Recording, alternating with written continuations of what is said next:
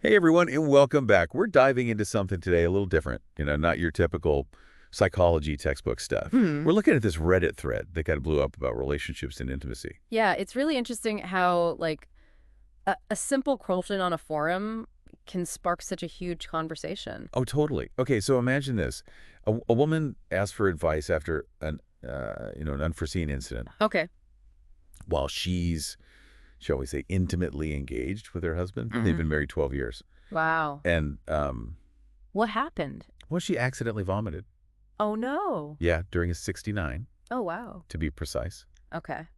And for those who maybe aren't familiar with the term, it's a sexual position with simultaneous oral attention. Right. Not for everyone, Yeah, but definitely has its fans. for sure. But anyway, back to the story. So the woman's obviously mortified, right?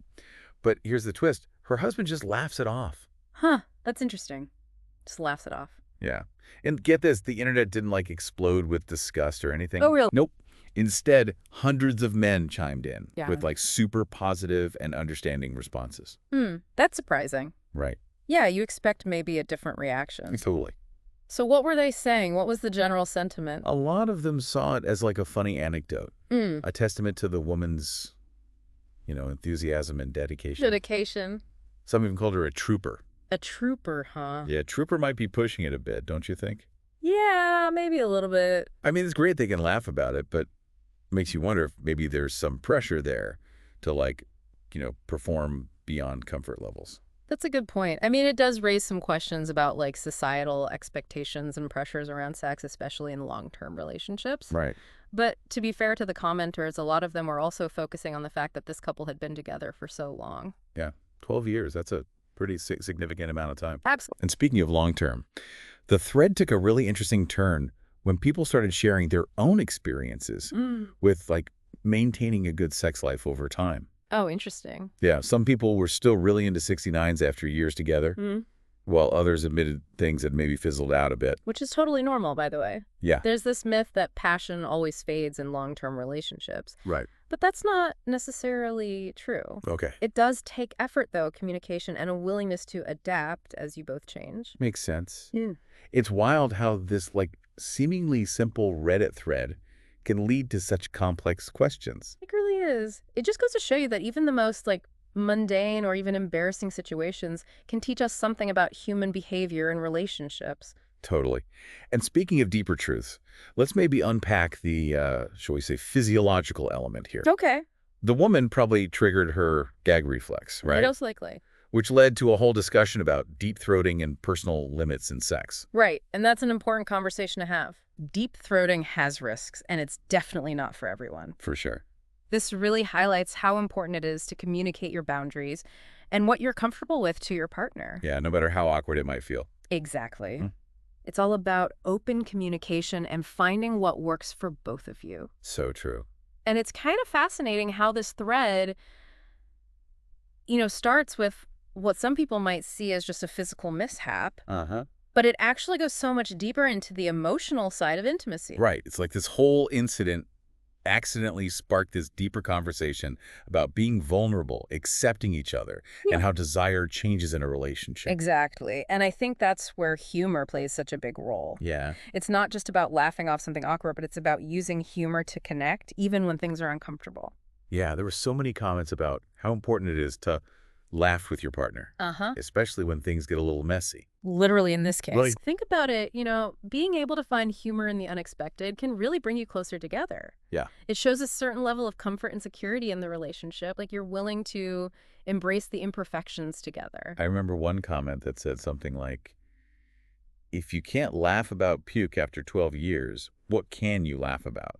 Exactly. It just shows that it's so important to not take ourselves too seriously, especially in the long run. Yeah. Long-term intimacy, it's not just about sharing a bed, it's about sharing a laugh too, Yeah. Absolutely. And it's not even just about the humor either. Right. It's about accepting those less glamorous parts of your partner, Uh-huh. those perfectly imperfect moments that make up a real relationship. Which brings us back to those societal expectations we were talking about before. Right. We're always seeing these perfect images of passion and intimacy. Yeah, like in movies and stuff. Exactly, but that's just not the reality for most couples. Especially after years together. Right. And when we try to live up to those unrealistic standards, it just creates a lot of pressure and anxiety. Totally. So in a way, this whole thread is actually kind of refreshing. It reminds us that it's okay to be real, to be vulnerable, to have those moments that don't make it into a romantic comedy, Yeah. and to find a partner who can laugh with you through all of it. Absolutely.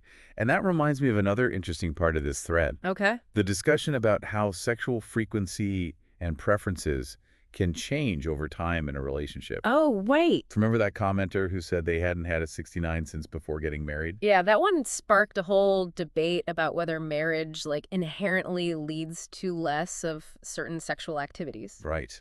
It's a pretty common worry, and it's definitely fueled by those assumptions about marriage and long-term relationships. It's like we're taught to believe that passion just disappears after the honeymoon phase. And then it's all downhill from there. Yeah.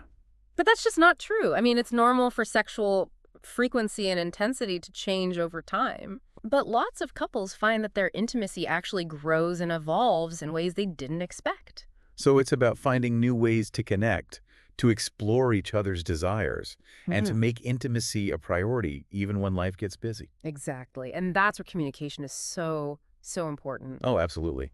Being able to talk openly about what you enjoy, what you don't, and what you might want to try. Yeah. That's how you keep the spark alive no matter how long you've been together. And it's not always easy, Right. especially when you're talking about sensitive topics like sexual desires and anxieties. It takes courage to be vulnerable with your partner, Yeah. to tell them your needs and fears, even if you're worried about being judged or rejected. But that vulnerability, that's often the foundation of deeper intimacy. So it all kind of goes back to that idea of embracing the messiness, right? Life isn't perfect, and neither are relationships. Right. It's like we're not always going to get it right, and that's okay. Yeah, there are going to be missteps, awkward moments, Yeah. things we don't expect. Absolutely. And it's those moments, those shared experiences that often create the strongest bonds. How so? Well, think about it. What really makes a relationship special isn't the fact that there are no challenges. Right. It's how you face those challenges together. It's about being there for each other, even when things get a little, pukey. Exactly. And that kind of brings us back to the bigger picture of what this whole Reddit thread is really about. Okay. It's about human connection. It's about empathy, the importance of humor, and finding someone who accepts you for who you are, flaws and all. Yeah, and it's like those commenters, even though they were talking about this really bizarre situation, they still chose to react with kindness and understanding. Right. And that's a pretty powerful message. It is. Especially on the internet, where negativity and judgment can be so common. Yeah, it's like a reminder that even in those spaces, there's still room for empathy and connection. Yeah.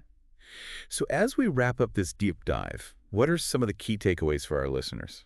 Well, I think the most important one is to remember that open and honest communication is key. Yeah. It doesn't matter if you're talking about what you like in bed, setting boundaries, or just sharing your feelings. Right. Being able to talk openly with your partner is so important for a healthy relationship. And don't forget about humor. Oh, yeah, for sure. Being able to laugh together, especially during those awkward moments, can really bring you closer. Absolutely. And it helps you get through those tough times with a little bit of lightness. And I think it's important to remember that you're not alone in these experiences. Yeah, that's a really good point. Like, as uncomfortable or embarrassing as they might seem, they're actually more common than we think. Exactly. And the more we talk about these things openly, the less shame and isolation people will feel. That's so true. And on that note, we'd love to hear from you, our listeners. Yes. What are your thoughts on humor and communication in relationships? Have you ever had a moment where laughter helped you through an awkward situation with your partner? Share your stories in the comments below. And if you enjoyed this deep dive into the messy and often hilarious world of relationships, be sure to like this episode and subscribe to our channel Voices of the Soul on YouTube at Shauna Pelage for more explorations into the human experience. Until next time, keep those conversations flowing, embrace the messiness, and remember to find the humor in the unexpected.